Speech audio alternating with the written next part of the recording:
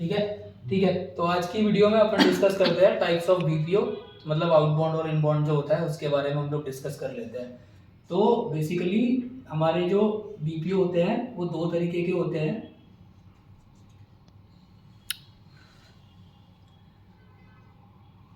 ठीक है, पहला होता है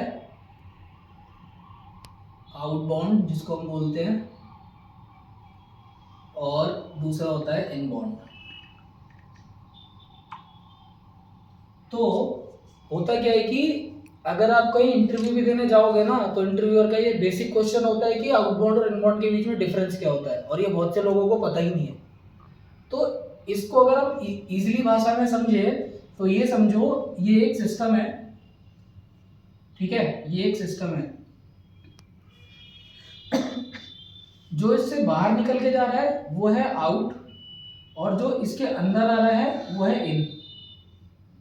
ठीक है, ये याद करने का तरीका मैं आपको बता रहा हूं। तो है क्या कि इस सिस्टम के जो अंदर आ रहा है वो इन है, और इस सिस्टम के जो बाहर जा रहा है वो आउट है। तो कॉल सेंटर में एक सिस्टम हमारा कॉल सेंटर ही है। ठीक है, एक फोन है जिसके माध्यम से हम लोग कॉल्स कर रहे हैं।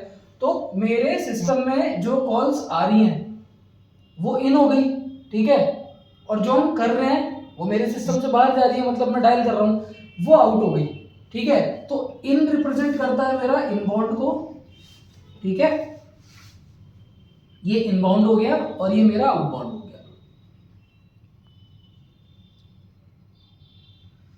ठीक है, अब इसका एग्जांपल लेके मैं बताता हूं। जैसे कि फॉर एग्जांपल आप एक मान लो कोई सिम कार्ड यूज कर रहे हो। ठीक है, मान लो वोडाफोन की, एयरटेल की, कोई भी सिम यूज कर रहे हो, और आपको कुछ इशू आया। इशू इन द सेंस मतलब कि आपने कुछ ज्यादा का रिचार्ज करवाया लेकिन रिचार्ज आपका कम हुआ। आप किसको पकड़ोगे? आप कॉल सेंटर को पकड़ोगे, इनकी वोडाफोन की टीम को पकड़ोगे। ठीक है, तो जब आप वोडाफोन की टीम में कॉल करोगे, है ना, तो वो वोडाफोन की टीम क्या है, वो एक सिस्टम है। आपने कॉल करी, ठीक है, तो उनके पास एक कॉल गई, मतलब कॉल इन हुई। ठीक है, तो वो सिस्टम जो होगा ना, हम उसको इनबाउंड बोलेंगे। वो एक इनबाउंड सिस्टम है या फिर इनबाउंड कॉल सेंटर है।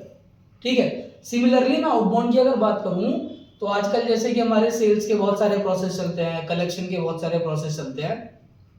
सेल्स में हम क्या है कि कस्टमर को बताते हैं कि जैसे कि ये मार्कर है, ठीक है, मेरे को इसकी सेल बढ़ानी है।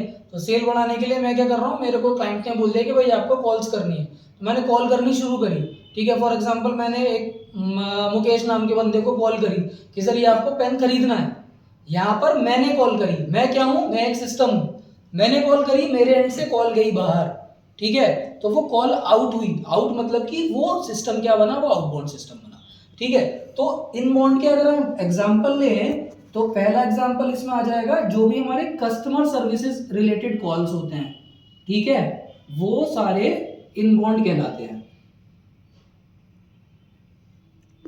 क्लियर है? कस्टमर सर्विस मतलब कि मुझे जो सर्विस चाहिए या फिर मुझे किसी चीज के बारे में जानना है। फॉर एग्जांपल मैंने कोई बाइक नहीं परचेज करी, मैंने वो होंडा में कॉल करके पूछा, तो वो होंडा बन गया सिस्टम, तो वो इनबाउंड कॉल सेंटर हो गया। ठीक है, इसी तरीके से आउटबाउंड के एग्जांपल की अगर हम बात करें तो सेल्स का प्रोसेस हो गया। ठीक है, सेल्स का प्रोसेस हो गया या फिर कलेक्शन का प्रोसेस हो गया, ये हमारे आउटबाउंड है, क्योंकि यहाँ पर हम खुद से, यहाँ पर सिस्टम खुद से कॉल कर रहा है, यहाँ पर कॉल्स आ नहीं रहे। तो आई होप ये क्लियर हुआ होगा। ठीक है, कि आउटबाउंड और इनबाउंड में डिफरेंस क्या है। अब होता क्या है कि दोनों को चलाने का तरीका बहुत अलग है। ठीक है, आउटबाउंड में क्लाइंट की कुछ अलग रिक्वायरमेंट होती है, इनबाउंड में क्लाइंट की कुछ अलग रिक्वायरमेंट होती है। ठीक है ना, तो वो दोनों को चलाने का तरीका बिल्कुल ही अलग है। दोनों के केपीआई बिल्कुल अलग है। ठीक है, इनबाउंड के केपीआई अलग होते हैं, आउटबाउंड के केपीआई अलग होते हैं। दोनों में बिलिंग करने का तरीका अलग होता है। इनबाउंड की बिलिंग अलग तरीके से होती है, आउटबाउंड की बिलिंग अलग तरीके से होती है। आप अगर मेरे कुछ पुराने वीडियोस में जाके देखोगे, ठीक है, तो इनबाउंड के कुछ हमने केपीआई डिस्कस करे थे।